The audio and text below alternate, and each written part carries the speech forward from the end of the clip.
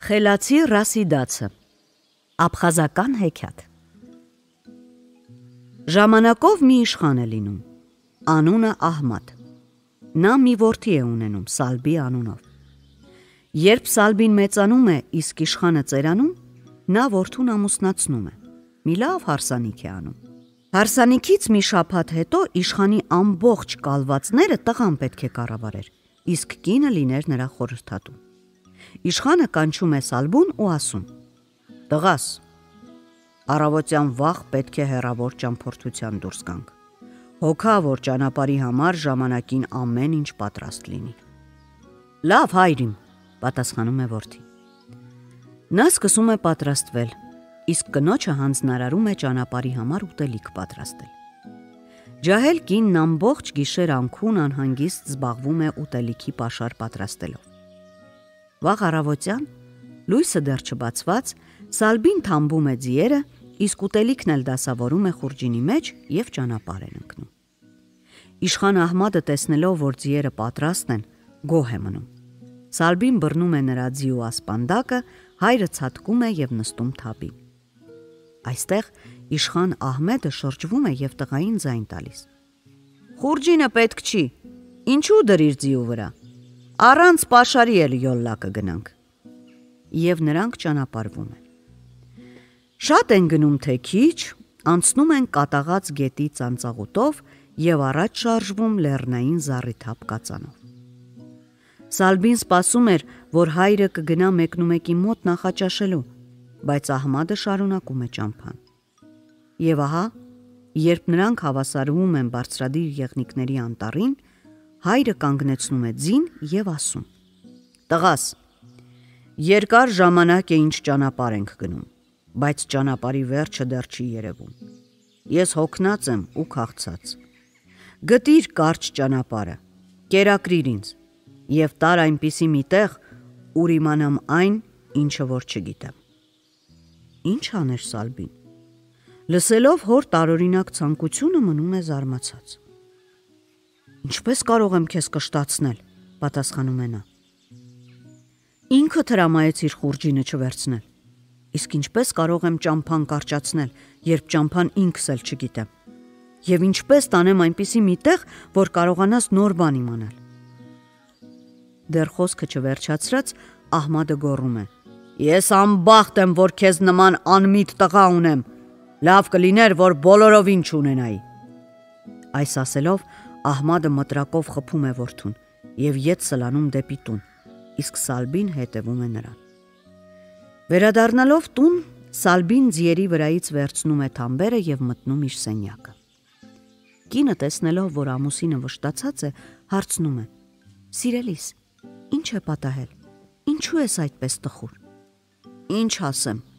միևնույն է, դու ինձ ոչ մի բանով չես կարող օգնել», պատասխանում է Սալբին։ «Այնուամենայնիվ, ասա ինձ, ի՞նչն է քեզ մտահոգում, գուցե կարողանամ օգնել», պնդում է կինը։ Եվ Սալբին նրան պատմում է այն ամենը, ինչը որ իր հետ պատահել էր ճանապարհին։ «Հայրդ խելքը հո չի թռցրել, ի՞նչ է ուզում քեզնից։ Առավոտյան, երբ ճանապարհվում էիք, ես խուրջինը բերեցի, իսկ նա թույլ չտվեց վերցնել։ Իսկ ինչ կարող էիր անել դու։ Ինչպես պիտի կարճացնեիր ճամփան, երբ ինքդ էլ չգիտեիր այն։ Որտեղ պիտի տանեիր, որ նա նոր բան իմանար։ Չեմ հասկանում»։ Նրանց խոսակցությանը ականջ էր դնում ծեր իշխանը, բայց նրանց ոչինչ չի ասում և գնում է իր սենյակը։ Իսկ առավոտյան իշխանը կանչում է հարևաններին և նրանց ներկայությամբ իր ունեցվածքից բաժին է տալիս հարսին և ուղարկում ծնողների մոտ։ Մի շաբաթ անց իշխանը նորից ամուսնացնում է որդուն և հարսանիք է անում։ Մի քանի օր հետո Ահմադն էլի կանչում է որդուն ու ասում. «Առավոտյան շուտ մենք նորից ճանապարհ ենք գնալու, պատրաստ եղիր»։ Սալբու նոր կինն ամբողջ գիշեր մոռանալով քունն ու հանգիստը զբաղվում է ամուսնուն ճանապարհ դնելու պատրաստությամբ։ Լուսաբացին Սալբին թամբած ձիերը տանում է հոր մոտ։ Իշխան Ահմադը նայում է և գոհ է մնում, իսկ խուրջինը նորից հրամայում է թողնել տանը։ Հայր ու որդի գնում են նույն ճանապարհով։ Հասնում են այնտեղ, ուր Ահմադը վռնդել էր որդուն։ Այստեղ իշխանը դիմում է Սալբուն նույն խոսքերով. «Տղաս, ես հոգնել եմ, քաղցած եմ։ Կերակրիր ինձ, գտիր կարճ ճանապարհը եւ առաջնորդիր այնպիսի մի տեղ, որ ես կարողանամ նոր բան իմանալ»։ Ինչ էր մնում Սալբուն անելու։ Նա գլուխը կախում է եւ լռում։ Իսկ հայրն ավելի է զայրանում, քան առաջին անգամ։ «Ախ դու հիմար», գոռում է նա ու նորից մտրակում որդուն։ Հետո շուռ է տալիս ձիու գլուխը եւ սլանում դեպի տուն։ Տղան ամոթից ու վիրավորանքից կարմրած հետևում է հորը եւ ոչ մեռած, ոչ ողջ վերադառնում է տուն։ Կինն անմիջապես նկատում է, որ ամուսնու հետ ինչ-որ բան է պատահել։ «Ինչ է պատահել, սիրելիս», հարցնում է նա։ «Ինչն է վշտացնում հոգիդ»։ «Ախր ինչու ես ուզում այդ մասին իմանալ։ Միևնույն է, դու ոչնչով չես կարող օգնել»։ «Ով գիտի, գուցե կարող եմ», համառում է կինը։ Այդ ժամանակ Սալբին պատմում է նրան ճանապարհին պատահածը։ «Օ, հայրդ պետք է որ խելքը կորցրած լինի», բացականչում է կինը։ «Չէ որ հենց ինքը հրամայեց խուրջինը թողնել տանը։ Իսկ ինչպես կարող էիր նրան կերակրել, ճամփան կարճացնել եւ դեռ խելքն էլ ավելացնել»։ Ձեր իշխանը նորից մոտենում է դռանը եւ լսում մարդ ու կնոջ խոսակցությունը։ Առավոտյան նա կանչում է հարևաններին, հարսին բաժին է տալիս եւ ուղարկում ծնողների տուն։ Դրանից հետո շատ ժամանակ է անցնում։ Ահմադը հաճախ է մտածում որդու ճակատագրի մասին։ Ես արդեն ծեր եմ, կյանքիս վերջին օրերն են, ինչպես պիտի որդիս իշխի կառավարի ժողովրդին։ Հարկավոր է նրան շտապ ամուսնացնել։ Եթե մի խելացի կին ճարվի, այդ կինը կարող է նրա համար լավ խորհրդատու լինել։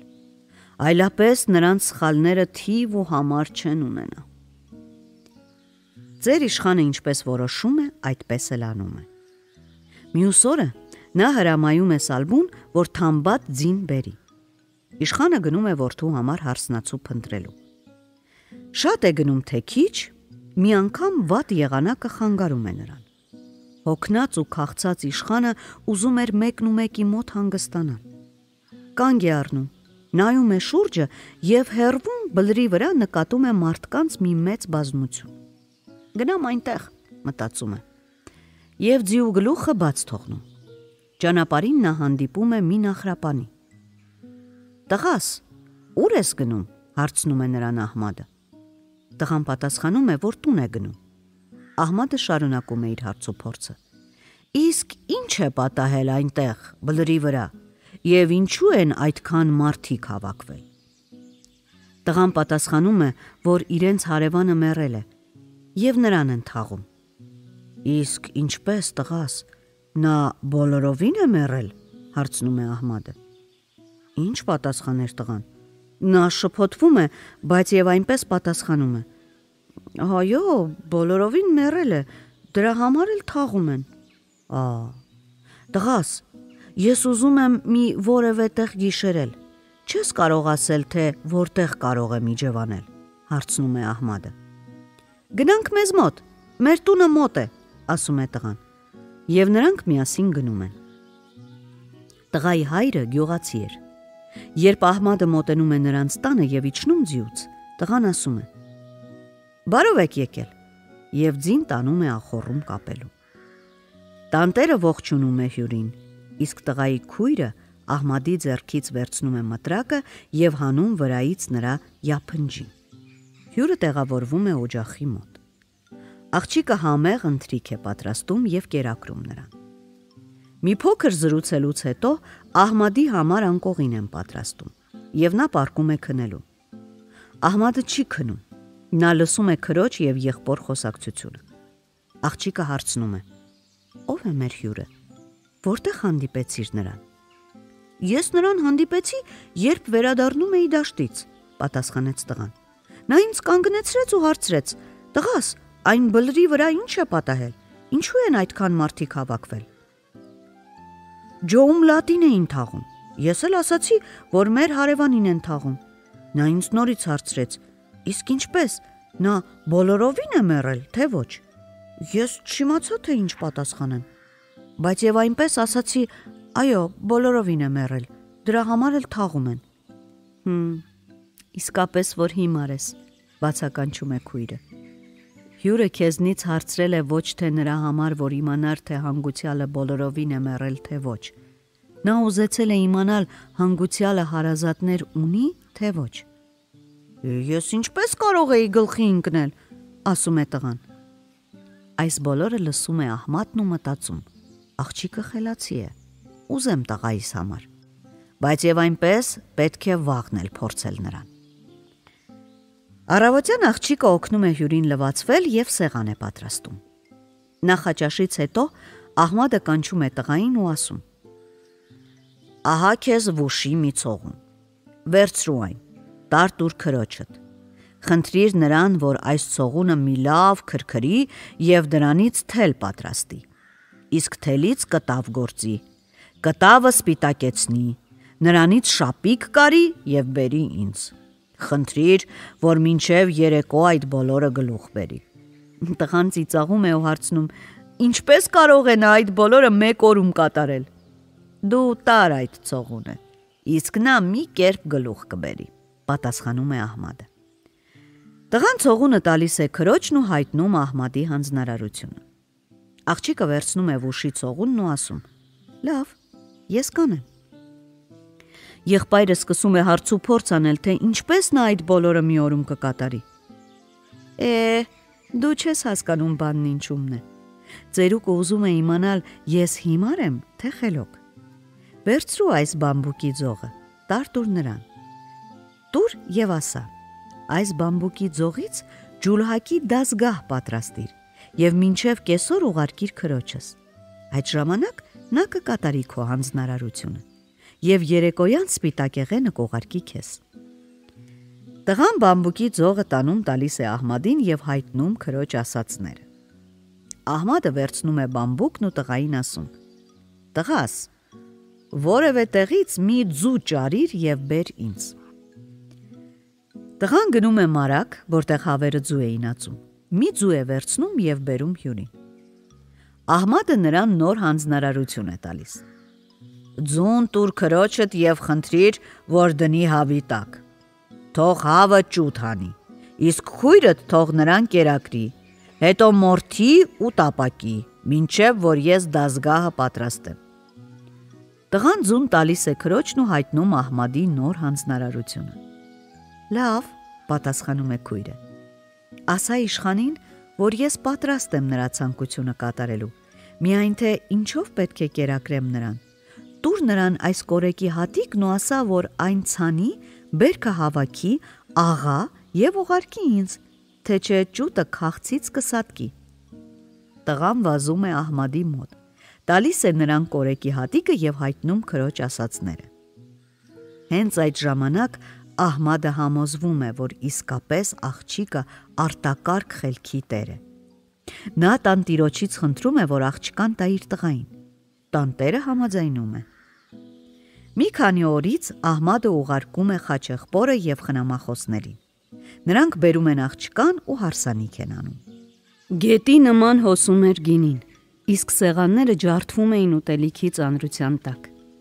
Մինչև լույս մարդիկ ուտում են ու խմում, որից հետո ջիրիդ խաղացողները ձիարշավի մեջ ցույց են տալիս իրենց շնորհքը։ Իսկ իշխանի հարսը, որի անունը Ռասիդաց էր, հաղթողներին նվերներ է ընծայում։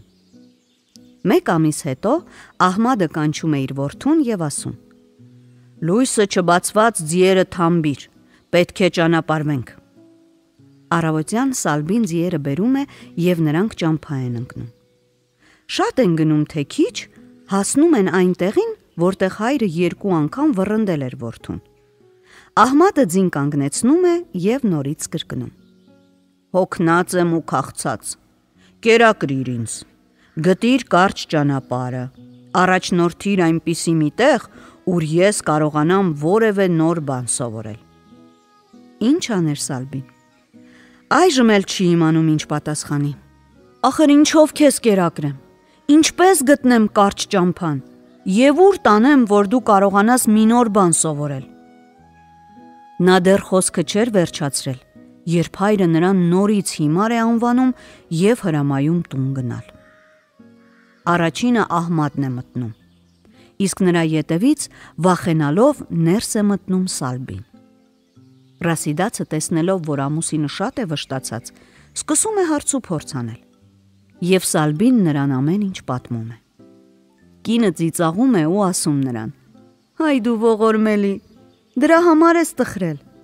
ինչպես չես կարողացել այդքան բանը հասկանալ»։ Ես գլխի չընկա, թե ինչ էր ուզում հայրս, իսկ դու երևում է ամեն ինչ հասկացել ես, վիրավորված պատասխանում է Սալբին։ Եթե ես այդքան բան չիմանամ, ապա ապրելս ավելորդ է, ասում է Ռասիդացը։ Այդ ժամանակ Սալբին հարցնում է. Եթե իսկապես դու հասկացար, ուրեմն բացատրիր, ինչ է ուզում հայրս։ Ռասիդացն ասում է. լավ լսիր, երբ հայրդ գանգատվեց քաղցից, դու պետք է նրա գոտկից հանեիր թութունի քսակը, ծխամորճը թութուն լցնեիր և տայիր նրան, նա կծխեր ու կմոռանար քաղցը։ Երբ նա հրամայեց ճամփան կարճացնել, դու պետք է նրան որևէ հետաքրքիր բան պատմեիր, նա քեզ լսելով կմոռանար ճամփի երկարությունը։ Երբ նա խնդրեց քեզ տանել այնպիսի մի տեղ, որտեղ նա կարողանար որևէ նոր բան իմանալ, դու պետք է նրան տանեիր որևէ մեկի մոտ հյուր, ուր նա կարողանար մի նորություն լսել։ Ահա թե ինչ է ցանկացել հայրդ։ Այդ ժամանակ իշխան Ահմադը դռան մոտ կանգնած լսում էր ամուսինների խոսակցությունը։ Երբ Ռասիդացը վերջացնում է խոսքը, Ահմադը մտածում է. Օ, վերջապես ես լավ հարս գտա, և եթե հարկ լինի գնալ հեռավոր շրջագայության, այդ դեպքում տան մասին չարժե անհանգստանալ։ Դրանից հետո նա գնում է ու հանգիստ քնում, և այսպես նրանք ապրում են հաշտ ու համերաշխ։ Բայց ահա մի անգամ իշխանի երկրի վրա օտարերկրացիներ են հարձակվում, և հենց իրեն իշխան Ահմադին գերի են տանում, ավերում գյուղերն ու քշում տանում են նախիրները։ Ահմադը երկար ժամանակ տանջվում է խավար բանտում, հետո սկսում է խնդրել պահապանին, որ թույլ տա իրեն տեսնվել նրանց իշխանի դաժան ջատկյարի հետ։ Ահմադին բերում են ջատկյարի մոտ։ Ցանկացել ես ինձ տեսնել, քեզ ինչ է հարկավոր, հարցնում է ջատկյարը։ Մի խնդրանք ունեմ, ասում է Ահմադը։ Խոսիր։ Դու քաջ ու հզոր իշխան ես, սկսում է Ահմադը, ընդարձակ ու հարուստ հողեր ունես, հիանալի են քո զինվորները, բայց լսիր ծեր իշխանիս, ինձ բանտարկելուց քեզ ինչ օգուտ, ազատիր ինձ, և դու հարուստ փրկագին կստանաս։ Դժբախտ, ինձ ինչ փրկագին կարող ես տալ, ինչ ունես դու, որ ես չունեմ, հեգնանքով հարցնում է ջատկյարը։ Եթե ինձ ազատես, շարունակում է Ահմադը, ես քեզ կտամ 500 ոչխար ուղիղ, 500 ոչխար էլ ոլորված եղջյուրներով, 500 եզ ուղիղ կոտոշներով, 500 եզ էլ առանց կոտոշների։ Ինչպես հավատամ քո ասածներին, զարմանում է ջատկյարը, դու որտեղից կարող ես այդպիսի հազվագյուտ անասուններ գտնել։ Եթե ինձ չես հավատում, այդ դեպքում ես կմնամ այստեղ, իսկ դու ընտրիր քո հավատարիմ մարդկանցից 3 հոգի և ուղարկիր մեր տուն, բայց նախ նրանց ուղարկիր ինձ մոտ, որ ես բացատրեմ իմ տան ճանապարհը։ Լավ, համաձայնում է ջատկյարը։ Այս խոսակցությունից հետո Ահմադին նորից տանում են բանտ։ Իշխան ջատկյարը կանչում է իրեն հավատարիմ մարդկանցից 3-ին և նրանց պատմում է գերու առաջարկը։ Իշխանի մարդիկ առանց մտածելու պատրաստվում են գնալ փրկագնի ետևից։ Ջատկյարը նրանց ուղարկում է բանտ, գերու մոտ, որպեսզի նա բացատրի տան ճանապարհը։ Ահմադը ջատկյարի մարդկանց ոտքից գլուխ դիտելուց հետո սկսում է պատմել, թե ինչպես պետք է գնան ու հասնեն իր կալվածքներին։ Երբ հասնեք իմ տուն, ասում է նա, պատշգամբի տակ մի կացին և մի սրաքար կգտնեք, որի վրա ինչպես պետքն է կացինը կսրեք։ հետո կկտրեք դեպի պատշգամբ տանող միջին սանդուղքի սյունը եւ նոր միայն կասեք, թե ով է ձեզ ուղարկել եւ ինչու։ Լավ, ասում են նրանք եւ ճամփա են ընկնում։ Երբ հասնում են իշխան Ահմատի կալվածքներին եւ մոտենում տանը, նրանք գտնում են կացինը, սրաքարի վրա սրում եւ կտրում պատշգամբի մեջտեղի սյունը։ Ռասիդացը, իշխանի հարսը, այս բոլորը տեսնում է, բայց չի ուզում նրանց խանգարել։ Ընդհակառակը, նա այդ մարդկանց հրավիրում է տուն եւ սկսում է նրանց համար ճաշ պատրաստել։ Վերջացնելով այդ, նա լվացվելու ջուր է տալիս եւ կերակրում նրանց։ Այդ բոլորից հետո ջատկյարի մարդիկ երիտասարդ տանտիրոջը հաղորդում են իրենց գալու նպատակը։ Սալբին ուշադիր լսում է նրանց, բայց չի կարողանում հասկանալ հոր հանձնարարությունների իմաստը։ Այնուամենայնիվ պետք է ազատել հորս, վճռում է Սալբին։ Վաղը կկանչեմ ժողովրդին եւ կհրամայեմ հավաքել բոլոր անասունները, որոնց մասին ասում են այս մարդիկ։ Նա կանչում է հպատակներին եւ հայտնում նրանց դաժան ջատկյարի պահանջները։ Որտեղից գտնել 500 ուղիղ եղջյուրավոր ոչխար եւ 500 անկոտոշ եզներ, զարմանում են ժողովուրդը։ Մի ամբողջ շաբաթ այս մասին խոսում են, մտածում, բայց ճար չեն կարողանում գտնել։ Հավաքում են միայն 500 ոլորուն եղջյուրներով ոչխար եւ 500 ուղիղ կոտոշներով եզ։ Իմաստուն Ռասիդացը լսում է, որ բակում մարդիկ բարձր աղմկում ու գոռգոռում են։ Մենք չենք կարող իշխան Ահմատի հրամանը կատարել։ Այդ ժամանակ նա դուրս է գալիս, մոտենում է նրանց ու ասում. Ես կբացատրեմ ձեզ ծեր իշխան Ահմադի խոսքերի իմաստը, բայց ջատկյարի մարդկանց ուրիշ տեղ տարեք, նրանք չպետք է իմանան իմ ասածները։ Երբ նրանց տանում են, Ռասիդացն ասում է. Իշխան Ահմադը մեզ խնդրում է ջախջախել թշնամուն եւ փրկել իրեն, բայց դրա համար մենք պետք է զորք հավաքենք։ Իշխան Ահմադը եզների եւ ոչխարների մասին այն նպատակով է ասել, որ իր մտադրությունը ջատկյարն ու նրա մարդիկ չգուշակեն։ Որպեսզի փրկենք ծեր իշխանին եւ հաղթենք թշնամուն, հարկավոր է 500 հրացանավոր եւ նույնքան էլ սուսերավոր զինվոր։ Ահա ձեզ իշխան Ահմատի խոսքերի իմաստը, 500 ոլորուն եղջյուրներով ոչխարի եւ 500 ուղիղ կոտոշներով եզների մասին։ Որպեսզի գերիներին ետ բերենք եւ վերադարձնենք մեզնից տարված անասունները, հարկավոր են 500 ձեռնափայտերով զինված եւ 500 էլ անզեն մարդիկ։ Ահա այս են նշանակում նրա խոսքերը 500 ուղիղ եղջյուրավոր ոչխարների եւ 500 անեղջյուր եզների մասին։ Իշխան Ահմադը հայտնում է նաեւ, որ եկածներից մեկը նենգ ու վտանգավոր մարդ է, հարկավոր է նրան սպանել, իսկ նրա ընկերներին գերի վերցնել, որպեսզի նրանք ցույց տան ճանապարհը։ Ամենավտանգավոր մարդուն կարելի է ճանաչել այն բանից, որ հենց նա առաջինը հարձակվեց պատշգամբի սյունը կտրելու։ Մարդիկ ընդունեցին խելացի Ռասիդացի ասածները եւ զորք հավաքեցին, եւ Սալբու առաջնորդությամբ անսպասելի կերպով հարձակվելով դաժան ջատկյարի վրա ազատեցին իշխան Ահմադին եւ վերադարձան տուն։ Այդ ժամանակ ես այնտեղ էի եւ այդ բոլորը ինքս տեսա ու լսեցի։ Վերադառնալով տուն, այս բոլորի մասին պատմեցի հարևաններիս։ Նրանցից առաջինն ինձ ասաց. Ապրիր այնքան, քանի դեռ մենք էլ մեր աչքով չենք տեսել այդ բոլորը, ինչի մասին դու մեզ պատմեցիր, եւ տուն չենք վերադարձել չորեքթաթ։